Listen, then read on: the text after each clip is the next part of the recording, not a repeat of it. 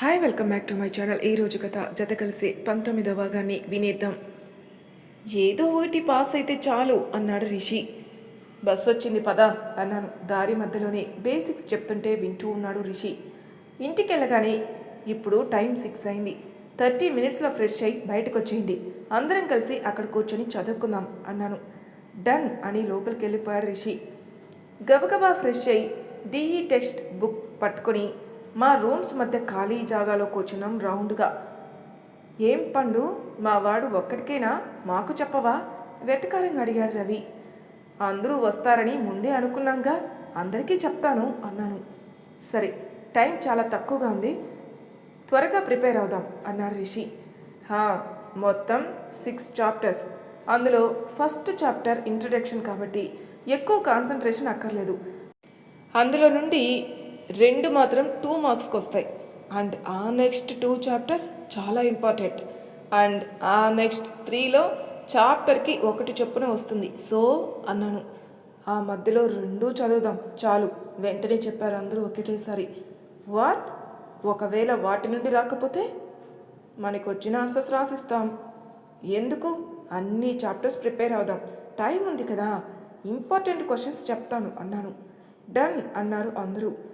ఒక్కసారి నరసింహ సినిమాలో motivation song play చేసుకుని నెమ్మదిగా ప్రిపరేషన్ స్టార్ట్ చేశాం. ఒక్కో చాప్టర్ నేను ఎక్స్ప్లెయిన్ చేయడం, వాళ్ళు షార్ట్ నోట్స్ రాసుకుంటూ మధ్యలో ఏమైనా డౌట్స్ ఉంటే అడుగుతున్నారు. 3 చాప్టర్లు అయ్యేసరికి అత్త మీదికి వచ్చి మమ్మల్ని ఏకాదిగా చూస్తూ, మీరందరూ కలిసి ఏం చేస్తున్నారు అంది అత్త. రేపు మాకు ఎగ్జామ్ ఉందా ఆంటీ అన్నారు రిషి. అది సరే పండు, నీకేం పని అంది అత్త. అది ఆ సబ్జెక్ట్ నాకు ఉందత్తా, సో అందరం కలిసి చదువుకుంటున్నాం అన్నాను. సరే, ఇందాక నుండి మీ అందరి ఫోన్లకి వరుసగా ఫోన్లు చేస్తున్నాను, అందరూ ఫోన్లు లోపల పెట్టేసి బయట కూర్చుంటే ఎలానే అంది అత్త. అప్పటికి కానీ గుర్తురాలేదు, ఫోన్లు మా ఎవ్వరివి. సరే తొందరగా తిందురు రండి, తినేసి చదువుకోండి, నేను ఈ పని పూర్తి చేసుకుంటే పేపర్లు దిద్దుకోవాలి అంది అత్త. అత్త అని వెంటనే లేచాను నేను. నా వెనకే వాళ్ళు కూడా. వాటర్ బాటిల్స్ పట్టుకుని కిందికి వెళ్తున్నాం అందరం. అప్పుడే లోపలికి వస్తూ కనిపించాడు బావా. హాయ్ బావా అని చెయ్యూపాను. హాయ్ పండు, ఈరోజు క్యాబేజ్ మర్చిపోయావా అన్నాడు నవ్వుతూ. లేదు. ఇదిగో నీకు ఫ్రైడ్ రైస్ చేసి పంపించింది శ్రీజ అని బాక్స్ ఇచ్చాడు. Wow, thank you so much అని ఉత్సాహంగా చెప్పి ఆ బాక్స్ పట్టుకుని మొక్కల దగ్గర దాచేసి లోపలికి వెళ్ళాను. ఎప్పటిలానే చపాతీ క్యాబేజ్ కూర వేసి బట్టలు ఐరన్ చేసుకోవడానికి వెళ్ళిపోయింది అత్త. అత్త వెళ్ళగానే సగం బావ సగం రిషి తీసేసుకున్నారు నా ప్లేట్ నుండి. అమ్మయ్య అనుకుని ఇద్దరికీ చెరొక చపాతీ కూడా వేసి ఒక చిన్న ముక్క తినేసి చేతులు కడిగేసుకుని మీదకొచ్చాను నా వాటర్ బాటిల్తో పాటు. వాళ్ళు వచ్చేలోపు బాక్స్లో ఉన్న ఫ్రైడ్ రైస్లో సగం పక్కకి తీసి సగం తింటూ కూర్చున్నాను. నెమ్మదిగా ఒక్కొక్కరు మీదకొచ్చారు. తినండి అని ప్లేట్ ఇచ్చాను. హలో, నీ చపాతీ కూడా నేనే తిన్నాను, నాకు అస్సలు ఆకలి కాలేదు, నువ్వు కానీ అన్నాడు రిషి. అక్క చాలా బాగా చేసింది, యూ డెఫినెట్లీ గోనా మిస్ అన్నాను. ఆకలి లేదు పాప. అరే ఎంతుందని, తలా ఒక స్పూన్ తింటే అయిపోతుంది, దానికి ఇంత ఓవర్ యాక్షన్ అక్కర్లేదు. టీచర్ అమ్మకి కోపం వస్తే క్లాస్ మధ్యలోనే ఆపేస్తుంది, ఎందుకొచ్చిన గోల, నోట్లో పడేసుకుంటే పోయేదానికి అన్నాడు రవి. నువ్వు కరెక్ట్ అని అతనికి హైఫై ఇచ్చి స్టార్ట్ చేద్దామా అన్నాను. Subbu, to be very honest, మేము ఇంతసేపు కుదురుగా చదివింది మా 10th క్లాస్ ఎగ్జామ్స్ తర్వాత ఇప్పుడే అనుకుంటా. సో కాసేపు బ్రేక్ తీసుకొని మళ్ళీ చదువుదాం, లేదంటే మా బ్రెయిన్ మైక్రోవేవ్ అయిపోతుంది అన్నాడు రిషి. ఓకే అయితే నేను కాల్ మాట్లాడి వస్తాను అని లేచి వెళ్ళి నా ఫోన్ తీశాను. రోజు అయితే ఈ పాటికి సిద్ధార్థ్ నుండి ఫోన్లు మోగిపోవాలి, కానీ ఈరోజు రాలేదు. సరేనని నేనే చేశాను. ఇంకా లాస్ట్ రింగ్ అప్పుడు ఫోన్ ఎత్తి హలో అన్నాడు పరమ చిరాగ్గా. అనవసరంగా ఫోన్ చేశానని అనిపిస్తుంటే ఏం చేస్తున్నావు చాలా చిన్నగా అడిగాను. ఇప్పుడే మూవీ నుండి వచ్చాను అన్నాడు. సరే ఫ్రెష్ అవుతావా, నేను మళ్ళీ మాట్లాడతాను. పర్లేదు చెప్పు. ఏం లేదు, క్లాస్ మధ్యలో వెళ్ళిపోయావు, మళ్ళీ రాలేదు, ఇంత టైం అవుతున్నా కాల్ చేయలేదు అన్నాను. ప్రతిరోజు నేనే చేయాలి, నేనే మాట్లాడుకోవాలి, నువ్వు చదువుకో, ఎగ్జామ్స్ బాగా రాసి ఫస్ట్ ర్యాంక్ తెచ్చుకో వ్యంగ్యంగా అన్నాడు. నేను ఎప్పుడు చదివినా నీకు చెప్పే చదువుతాను కదా, ఈవెన్ లైబ్రరీకి ఎప్పుడు వెళ్ళినా నేను రమ్మని పిలుస్తాను, నువ్వు రాకుండా ఇదేం మాట సిద్ధు అన్నాను. నీకలా అర్థమైతే నేనేం చేయలేను కానీ ఇప్పుడేం చేస్తున్నావు అన్నాడు. డిఈ చదువుతున్నాను హానెస్ట్గా చెప్పాను. ఎగ్జామ్స్ అయిపోయిన తర్వాత కూడా చదువుతావా? అదేంటి, ఎగ్జామ్స్ కోసమేనా చదవడం? నేను మామూలుగా అని కంప్లీట్ చేయలేదు. సరే చదువుకో బాయ్ అని కాల్ కట్ చేసేసాడు. ఆ ఫోన్ నేలకిచ్చి కొట్టాలన్నంత కోపం వచ్చినా తమాయించుకొని ఫోన్ చుట్టూ చేతులు బిగించి కళ్ళు మూసుకున్నాను. అమ్మమ్మ నుండి ఫోన్ రింగ్ అవుతుంటే ఆ అసహనం కాస్త బయటికి పోయి ఆ ఫేస్లో సంతోషం ఆటోమేటిక్గా వచ్చేసింది. చెప్పమ్మా అన్నాను.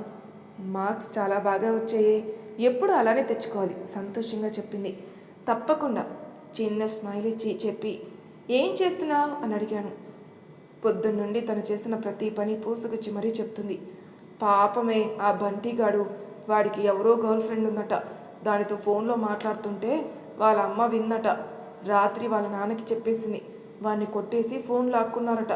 వాళ్ళ అమ్మ వచ్చి వాడు ఫోన్ అడిగితే ఇవ్వద్దని గట్టిగా చెప్పి వెళ్ళింది అంది. అవునా అన్నాను కానీ లోపల నుండి గిల్టీ తన్నుకొస్తుంది నన్ను. అయినా ఆ బంటిగాడి ఫీజుకే వాళ్ళ అమ్మ నాన్న ఎంతో కష్టపడి రూపాయి రూపాయి దాచి కడుతుంటే వాడికి ఇలాంటి వెధవ బుద్ధులు ఎక్కడి నుండి వచ్చాయి? తల్లిదండ్రుల కష్టం కూడా గుర్తించాలి కదా అంది. అవును, అతి కష్టం మీద పలికాను. అవును, మీ మావయ్య బావతో మీ నిశ్చితార్థం గురించి మాట్లాడతానన్నాడు, మాట్లాడా అంది. అదేంటి, ఆయన అప్పుడే పెళ్ళి వద్దని చెప్పారు కదా అన్నాను ఆల్మోస్ట్ అరిచినట్టే. అబ్బా డిటిఎస్ గొంతు, నీ వల్ల నా చెవులు చిల్లులు పడేలా ఉన్నాయి అని కసిరి. ఆయన వద్దు అన్నది పెళ్ళి, మేం చేస్తామంటుంది నిశ్చితార్థం. అలా నిశ్చితార్థం కూడా చేసుకోకుండా ఎవరు పిల్లని ఇంట్లో పెట్టుకోరు అంది. అయితే నేను ఇంటి నుండి బయటికి హాస్టల్కి వెళ్ళిపోతాను, దానికోసం ఎంగేజ్మెంట్ చేసేయాలా అన్నాను. హాస్టల్లో ఉంటావా? బయట రోజులు ఎలా ఉన్నాయో తెలుసా? పొద్దున్నే లేస్తే పేపర్ తీస్తే ఏదో ఒక న్యూస్, అవన్నీ చదువుతూనే గుండెల్లో దడగా ఉంటుంది నాకు. అలాంటిది నువ్వు ఒక్కతివే హాస్టల్లో ఉంటే నేను ప్రశాంతంగా పడుకోలేను కూడా అంది. సరే అన్నాను ఇంకేం మాట్లాడలేక. బావతో మావయ్య మాట్లాడితే నాకు చెప్పు, నేను వాడికి ఫోన్ చేస్తాను అంది అమ్మమ్మ. చెప్తాను అన్నాను. రిషి ఏం చేస్తున్నాడు? తనకి రేపు ఎగ్జామ్ ఉంది, చదువుకుంటున్నాడు అన్నాను. తను చదువుకుంటాడు, నువ్వు పక్కకెళ్ళి డిస్టర్బ్ చేయకు, నువ్వు కూడా చదువుకో, నేను పాడుతా తీయగా చూడాలి అని ఫోన్ కట్టేసింది. బావా ఉన్నావా అని మెసేజ్ చేసి రిషి వాళ్ళ పక్కకెళ్ళి కూర్చొని నెక్స్ట్ చాప్టర్ చదువుకుందామా అన్నాను సిలబస్ పేపర్ తీసుకుంటూ. ఎనీ ప్రాబ్లం అన్నాడు రిషి. నో అని తనకి చెప్పి, అయినా ప్రతిసారి నేను ప్రాబ్లం ఉంటే నీకెలా తెలిసిపోతుంది? నువ్వేమైనా సాయిబాబావా అన్నాను నవ్వుతూ. ఏమో, అందరి విషయంలో తెలీదు, బట్ నీ విషయంలో అయితే ఎందుకో అనిపిస్తుంది. యు ఆర్ నాట్ ఓకే అని. అది సిల్లీ థింగ్ అయినా ఛాన్స్ తీసుకోవాలనిపించదు నాకు అన్నాడు. చదువుకుందాం అన్నారు. ఇక్కడ చూస్తే ఇంకేదో పులిహోర ప్రోగ్రాం నడుస్తుందే. ఎగ్జాక్ట్గా ఇది అయిపోయే టైం చెప్తే వచ్చి కూర్చుంటాం అన్నాడు వెటకరంగా. అంతొద్దు అని వాళ్ళకి ఆ మిగతా 3 చాప్టర్లు కూడా ఎక్స్ప్లెయిన్ చేసి ఇంపార్టెంట్ క్వశ్చన్స్ టిక్ చేసి ఇచ్చాను. థ్యాంక్ యూ సో మచ్, నువ్వు రెస్ట్ తీసుకో, ఇక మేము ప్రిపేర్ అవుతాం అన్నాడు రిషి. ఏమైనా అడగాలంటే డోర్ నాక్ చేయండి, నేను అప్పుడే పడుకోను అని వాళ్ళకి చెప్పి వెళ్ళి రూమ్ డోర్ క్లోజ్ చేసి ఫోన్ వైపు చూశాను. చెప్పవే అని మెసేజ్ చేశారు బావ. అమ్మమ్మ ఎంగేజ్మెంట్ అంటుంది బావా. అవును, నాన్న కూడా ఇందాకే చెప్పారు, నా ఒపీనియన్ అడుగుతున్నారు, 2 రోజుల్లో చెప్తానని చెప్పాను అన్నాడు బావ. ఏమని చెప్తావు బావా? డైరెక్ట్గా చెప్పేద్దామని అనుకుంటున్నాను పండు, నిన్ను నేనెప్పుడు అలా చూడలేదని అన్నాడు బావ. ఓకే అని మెసేజ్ చేశాను, కానీ మా ఫ్యామిలీ రియాక్షన్ ఎలా ఉంటుందో అని భయంగా ఉంది నాకు.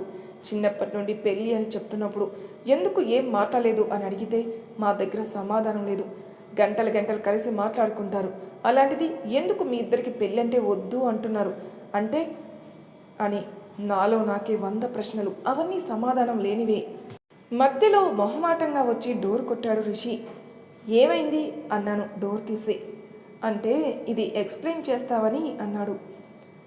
దా అని నా రూమ్లోకి పిలిచి బెడ్ మీద కూర్చోమని మొత్తం క్లియర్గా ఎక్స్ప్లెయిన్ చేశాను. అర్థమైందా రిషి? మిగతా వాళ్ళు ఎక్కడా? వాళ్ళు పడుకున్నారు. అదేంటి అప్పుడే? వాళ్ళ ప్రిపరేషన్ అయిపోయింది, నాది ఇప్పుడే అయింది అన్నాడు రిషి. పడుకో, చదివింది చాలే అన్నాను. మహాజ్ఞానులు అనాలే చెప్తారు, పాస్ మార్కులు బ్యాచ్ మాది అన్నాడు బయటికెళ్తూ. రేపు నువ్వు ఎగ్జామ్ బాగా రాస్తావులే. రాయాలి, ఈ ఎగ్జామ్ నాకు చాలా స్పెషల్ అన్నాడు. ఏంటో ఈ సబ్జెక్ట్ టీచర్ గొప్పతనంలే అని వెళ్ళిపాడు లోపలికి. జ్యోత్స్న మేడమా? ఆవిడేం నచ్చింది ఇతగాడికి? ఏంటో ఈ వింత మనిషి అనుకుని లైట్ ఆపి ఫోన్ కెలుకుతుంటే మొన్న నెగిటివ్ కామెంట్ పెట్టిన ఆవిడే మెయిల్ చేసింది. రెసిపీ ట్రై చేశాను, చాలా బాగుంది. I am sorry and thank you for the recipe అంటూ. ఇట్స్ ఓకే అని మామూలుగా మెసేజ్ చేసి ఊరుకున్నాను. Can I know your name? Chitra Subbalakshmi అని టైప్ చేసి సెండ్ కొట్టబోతుంటే అసలు మ్యాటర్ గుర్తుకొచ్చి మొత్తం బ్యాక్ స్పేస్ చేసి రిషి అని టైప్ చేసి పెట్టాను. Such a nice name. Thank you. మీ నేమ్? అడగకపోతే బాగోదు అన్నంత ఫార్మల్గా అడిగాను. తాన్యా. ఓహో, సో ప్రొఫెషనలా? లేదు, engineer willing to be HF. హే, నేను కూడా. I am finance student wishing to be HF soon అంది. డీపీలో నీ పిక్కా? Yeah, you look so handsome. Thanks అని మెసేజ్ చేసి కళ్ళు తేలేశాను. ఆ పిల్ల కలిపే పులిహోరాకి బయట ప్రపంచంలో మనుషులు ఇలా ఉన్నారన్నమాట అనుకోవడం తప్పించి ఇంకేం చేయలేక తనతో ఆ పులిహోర చాటింగ్లో పడి ఎప్పుడు పడుకున్నానో తెలియదు. కానీ పొద్దున్నే లేచి ప్రశాంతంగా కిందికి వెళ్ళేసరికి అత్త బ్యాగ్ పట్టుకుని బాయ్ చెప్పేసి బయటికి బయలుదేరింది. అత్త వెళ్ళగానే టేబుల్ మీద కూర్చొని ప్లేట్లు అన్నీ పెట్టుకుంటుంటే ఫ్రెష్ అయి వచ్చి పక్కన కూర్చున్నాడు బావ. తింటావా అన్నాను ఇడ్లీ చూపిస్తూ. వెయ్యి అని. కాఫీ తాగుతావా? కలుపుతాను అన్నాడు. థ్యాంక్స్ బావా, తలనొప్పిగా ఉంది, కలుపు త్వరగా అన్నాను. నాకు కూడా అన్నాడు.